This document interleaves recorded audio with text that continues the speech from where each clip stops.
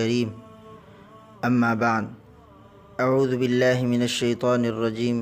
بسم الله الرحمن الرحيم هو الذي بعث في الأميين رسولا منهم يتلو عليهم آياته ويزكيهم ويعلمهم الكتاب والحكمة وإن كانوا من قبل لفي ضلال مبين صدق الله العظيم اللهم صل وسلم وبارك على سيدنا محمد وعلى آل سيدنا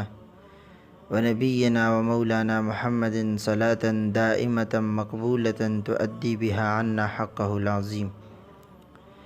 عزیزان ملت، برادران اسلام، میرے معزز و مکرم محترم مسلمان بھائیوں، دوستوں اور بزرگوں،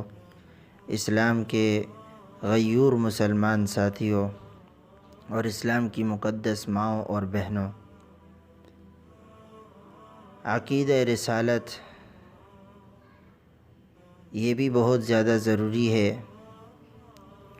اور اسی لیے اللہ رب العالمین نے قرآن میں فرمایا کہ هو الذی بعث فی الامیین رسولا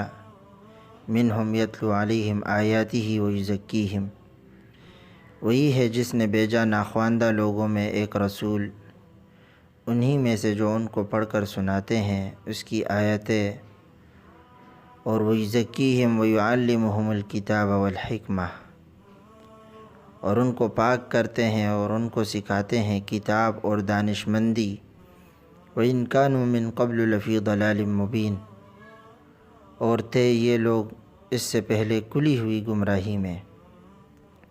تو ایمان باللہ کے بعد ایمان بالرسالت کا نمبر ہے۔ کامیابی اور نجات کے لیے اللہ کی قدرت کاملہ اور حاکمیت مطلقہ اور ربوبیت تامہ پر ایمان کافی نہیں ہے، اس کے ساتھ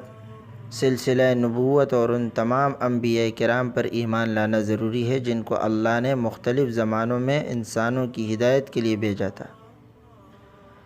حضرت آدم علیہ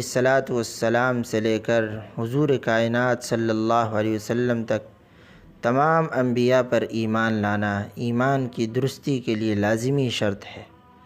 ان پر ایمان لانا بھی ضروری ہے جن کا قرآن میں ذکر ہے، اور ان پر بھی جن کا ذکر نہیں ہے، لیکن یہ بات یاد رکھنا چاہیے کہ جن کا ذکر نہیں ہے ان پر ہمارا ایمان اجمالی ہونا چاہیے۔ اپنی طرف سے تاریخی مطالعے کی بنیاد پر یا دوسرے صحف آسمانی کی روشنی میں ہم کسی کو بھی متعین طور پر نبی نہیں قرار دے سکتے، لیکن وَإِن مِّنْ أُمَّةٍ إِلَّا خَلَا فِيهَا نَذِيرٌ، کوئی قوم ایسی نہیں جس میں ہم نے ڈرانے والا نہیں بھیجا کی بنیاد پر اجمالی طور پر اور مجموعی حیثیت سے سب پر ایمان رکھنا چاہیے۔ ان میں سب سے بڑا مرتبہ سید الانبیاء خاتم النبیین محمد الرسول اللہ صلی اللہ علیہ وسلم کا ہے۔ تو میرے عزیزو، اس بات کا دوسرا پہلو کون سا ہے؟ تو اس بات کا دوسرا پہلو یہ ہے کہ نبی کی حیثیت صرف قائد کی نہیں، ایسا نہیں ہے کہ وہ خدا کا پیغام پہنچا کر اپنا کام ختم کر دیتا ہے، انسان بھی اس پیغام کو لے کر اس سے مستغنی ہو جاتا ہے، بلکہ اس کی ذمہ داری ہے کہ وہ ان احکام و تعلیمات کو جتنے چاہے جیتے جاگتے کرداروں میں پیش کرے۔ یہ وہ چیز ہے جس کو تلاوت آیات، تزکیہ، تعلیم کتاب و حکمت سے تعبیر کیا گیا ہے۔ تو یاد رکھیے، ان تین میدانوں میں دعوت و تربیت کے بعد رسالت کا عظیم مقصد پورا ہوگا، اور انسانوں کا وہ معاشرہ وجود میں آ سکے گا جس میں ان تعلیمات الہیہ کا پورا عکس جھلک رہا ہو۔ تربیت و تعلیم کا سب سے اہم پہلو جامعیت ہے، وہ نہ صرف تلاوت ہے اور نہ صرف مجاہدہ و عبادت، نہ محض علوم و معارف، بلکہ وہ ان تینوں پہلوؤں کا جامع ہے۔ اس لحاظ سے ہم کہہ سکتے ہیں کہ ایمان بالرسالت میں رسالت کا یہ وسیع تر مفہوم شامل ہے، اور کوئی دعوت، اصلاح و تبلیغی کوشش، اسلامی علوم کے احیاء کا مشن اس وقت تک مکمل اور جامع نہیں کہلائے گا جب تک رسالت کا یہ عکس جمیل اس میں نظر نہ آئے۔ لیکن ایمان بالرسالت میں صرف کمال و جامعیت ہی کا مفہوم شامل نہیں، اور اس میں صرف رسمی و قانونی تعلق کا مطالبہ نہیں، اس کے ساتھ ساتھ عقیدت و محبت کے وہ جذبات بھی مومن کے دل میں موجزن ہونے چاہیے جس کے بے نظیر واقعات صحابہ کرام کی زندگی میں نظر آتے ہیں۔ صلح حدیبیہ سے پہلے عروہ بن مسعود کو قریش نے سفیر بنا کر رسول اللہ صلی اللہ علیہ وسلم کے پاس بھیجا اور ان کو ہدایت کی تھی کہ وہاں جو کچھ دیکھے یہاں آ کر بتائیں۔ انہوں نے آ کر جو صورتحال بیان کی اور آج کل کے زمانے میں رپورٹ پیش کی وہ یہ ہے کہ عروہ کہتے ہیں نبی صلی اللہ علیہ وسلم وضو کرتے ہیں تو وضو کے بچے ہوئے پانی پر صحابہ یوں گرتے ہیں گویا اب لڑ پڑیں گے۔ حضور صلی اللہ علیہ وسلم کے دہن مبارک سے جو شے نکلتی ہے اس کو زمین پر گرنے نہیں دیتے،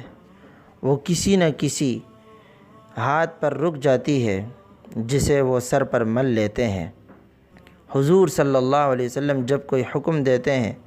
تو تعمیل کے لیے دوڑ پڑتے ہیں۔ حضور صلی اللہ علیہ وسلم کچھ بولتے ہیں تو سب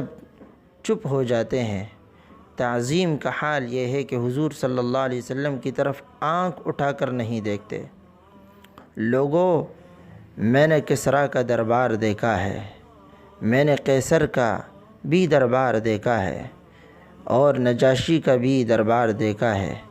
مگر اصحاب محمد صلی اللہ علیہ وسلم جو تعظیم محمد صلی اللہ علیہ وسلم کی کرتے ہیں وہ کسی بادشاہ کو خود اس کے دربار اور ملک میں حاصل نہیں ہے۔ تو یہ ہے عقیدہ رسالت۔ میرے عزیزو، اللہ سے دعا کیجیے اللہ ہمیں بھی عقیدہ رسالت پر مرتے دم تک گامزن رکھے۔ سبحانک لا علم لنا الا ما علمتنا